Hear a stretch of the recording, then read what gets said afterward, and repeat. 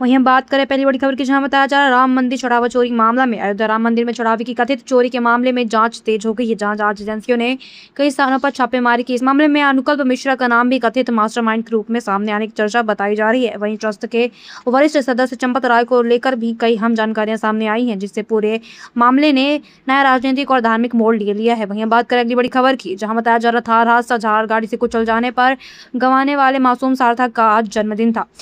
बेटे की याद आते ही पिता का दर्द छलक पड़ा और वे फूट फूट कर रो पड़े। उन्होंने कहा कि जिस दिन हादसा हुआ उसी दिन उनकी दुनिया उजड़ गई। परिवार आज भी न्याय की मांग कर रहा है और दोषियों पर कड़ी कार्रवाई की उम्मीद लगाए बैठा है। वहीं बात करें अगली बड़ी खबर की, बताया जा रहा 70 साल पुराने जमीन विवाद का फैसला। करीब 7 दशक से चले आ रहे जमीन विवाद पर आखिरकार अदालत ने फैसला सुना दिया। नेहरू सरकार से लेकर मोदी सरकार तक कई सरकारें बदली, लेकिन मामला लंबित रहा। अब आए फैसले को ऐतिहासिक माना जा रहा है। निर्णय इसलिए चर्चा में है क्योंकि इससे हजारों लोगों के अधिकार और लंबे समय से चला आ रहा विवाद भी समाप्त होने की उम्मीद बताई जा रही है। वहीं हम जान लेते हैं अगली बड़ी खबर, जहां बताया जा रहा है पुतिन की करीबी की मौत। सोवियत संघ के दौर के चर्चित खुफिया अधिकारी और राष्ट्रपति व्लादिमीर पुतिन के करीबी माने जाने वाले एक वरिष्ठ व्यक्ति का निधन हो गया है। उनकी पहचान सोवियत संघ के जेम्स बॉन्ड के रूप में भी की जाती थी। इस घटना के बाद पुतिन ने बेलारूस के राष्ट्रपति अलेक्जेंडर लुकाशेंको के बीच बात की और इस मौत से रूस की राजनीति और सुरक्षा तंत्र के लिए बहुत महत्वपूर्ण माना जा रहा है। वहीं हम जान लेते हैं अगली बड़ी खबर, जहां बताया जा रहा है केतन हत्याकांड के मामले एक नया खुलासा देखने को मिला। जहां केतन हत्याकांड के जांच के दौरान चौंकाने वाला खुलासा हुआ। आरोपी ने कथित तौर पर कहा कि परिवार को सच बताने से आसान उसे मार देना लगा। इस बयान के बाद पुलिस मामले की हर कड़ी को नए सिरे से जोड़ रही है। घटना के पूरे इलाके में सनसनी फैला दी है और लोग आरोपी से इस कथित काबू लाने से बहुत ज्यादा हैरान नजर आ रहे हैं। वहीं बात करते हैं अगली बड़ी खबर की, जहां बताया जा रहा है मार्को रूबियो का नया बयान। अमेरिकी विदेश मंत्री मार्को रूबियो ने भारत और प्रधानमंत्री नरेंद्र मोदी की खुलकर सराहना की। उन्होंने कहा कि अमेरिका और भारत के रिश्ते पहले से ही कहीं अधिक मजबूत हैं और दोनों देशों के संबंध इससे बेहतर नहीं हो सकते। उन्होंने रक्षा, व्यापार, तकनीक और रणनीतिक साझेदारी को दोनों देशों की दोस्ती को मजबूत नींव बताया। वहीं बात करते हैं अगली बड़ी खबर की, जहां बताया जा रहा है एमपी दल बदल मामला। मध्य प्रदेश में निर्मला सप्रे के दल बदल मामले में कांग्रेस को बड़ा झटका लगा है। हाईकोर्ट ने कांग्रेस की याचिका खारिज कर दी है, जिससे फिलहाल निर्मला सप्रे को राहत मिली और अदालत ने इस फैसले के बाद प्रदेश के राजनीति में नई बहस शुरू हो गई और कांग्रेस आगे की कानूनी रणनीति पर भी विचार कर रही है।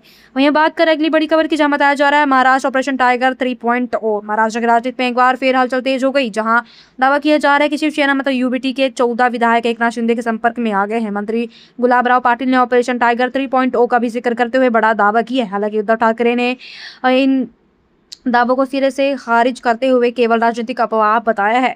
वहीं बात करें अगली बड़ी खबर की, जहां बताया जा रहा है गौतम बुद्ध नगर निवेश। सरकार का कहना है कि प्रधानमंत्री नरेंद्र मोदी के नेतृत्व और नीतियों का ही परिणाम है कि आज गौतम बुद्ध नगर देश के सबसे बड़े निवेश केंद्रों में शामिल हो चुका है। यहाँ तेजी से उद्योग, IT कंपनियां और बड़े निवेश आ रहे हैं, जिससे रोजगार के अवसर भी बढ़े और क्षेत्र की आर्थिक स्थिति लगातार मजबूत हो रही है।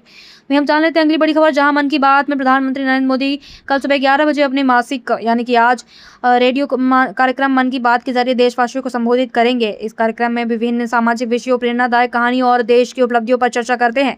कार्यक्रम का प्रसारण रेडियो, TV और डिजिटल प्लेटफॉर्म पर एक साथ किया जाएगा। वहीं हम जान लेते हैं अगली बड़ी खबर, जहां बताया जा रहा है मेरठ एक्सप्रेसवे परियोजना से प्रभावित किसानों का कहना है कि उन्हें पहले उचित मुआवजा मिल चुका और वे सरकार की प्रक्रिया से संतुष्ट है। किसानों ने स्पष्ट किया है कि उनकी अधिकांश मांगे पूरी हो चुकी हैं। इस बयान के बाद भूमि अधिग्रहण को लेकर चल रही चर्चाओं पर नया दृष्टिकोण सामने आया है। वहीं हम जान लेते हैं अगली बड़ी खबर, जहां बताया जा रहा है राम मंदिर ट्रस्ट पर आरोप। राम मंदिर से जुड़े हालिया विवाद के बीच कुछ संतों और संगठनों ने ट्रस्ट एवं संबंधित अधिकारियों की कार्यशैली पर सवाल उठाए हैं। उनका आरोप है कि इस पूरे घटनाक्रम से करोड़ों श्रद्धालुओं की भावनाएं आहत हुई हैं। वहीं ट्रस्ट की ओर से कहा गया है कि मामले की निष्पक्ष जांच कराई जा रही है और दोषियों के खिलाफ भी कार्रवाई होगी। अब जान लेते हैं अगली बड़ी खबर, जहां बताया जा रहा है पति पत्नी विवाद पर कोर्ट। एक मामले में अदालत ने पूरी पत्नी द्वारा पति से कहा कि तुम्हारे जैसे 1000 पति रख सकती हूँ, जैसे बयान को गंभीर उकसावे की श्रेणी में माना। जहां अदालत ने कहा कि इस प्रकार की टिप्पणी मानसिक तनाव पैदा कर सकती है। इसी आधार पर कोर्ट ने पति की सजा में कमी करते हुए मामले की राहत प्रदान की है। वहीं हम बात करते हैं अगली बड़ी खबर की, जहां बताया जा रहा है 1 जुलाई से नए नियम लागू होने वाले हैं। 1 जुलाई 2026 से देश भर में कई महत्वपूर्ण नियम बदले जा रहे हैं, जिसका सीधा असर आम लोगों की जेब पर भी पड़ सकता है। LPG, बैंकिंग, टैक्स, डिजिटल भुगतान और अन्य सेवाओं से जुड़े नए प्रावधान लागू होने की संभावना है। ऐसे में लोगों को सलाह दी जा रही है कि वे समय रहते नए नियमों की जानकारी लेकर अपनी वित्तीय योजना भी तैयार कर लें। बात करें अगली बड़ी खबर की, जहां बताया जा रहा है हाईवे पर सफर करने वालों के लिए अच्छी खबर आई है, जहां केंद्र सरकार की ओर से राष्ट्रीय राजमार्ग और एक्सप्रेसवे पर टोल प्लाजा स्थापित करने के लिए नई स्टैंडर्ड ऑपरेटिंग प्रोसीजर यानी एसओपी जारी की जा रही है। नई एसओपी के मुताबिक अब किसी भी नए हाईवे पर 60 किलोमीटर से पहले टोल प्लाजा नहीं बनाया जाएगा। सड़क परिवहन व राजमार्ग मंत्रालय ने इस नियम को सख्ती से लागू करने के लिए हाई लेवल टोल कमेटी भी गठित कर डाली है।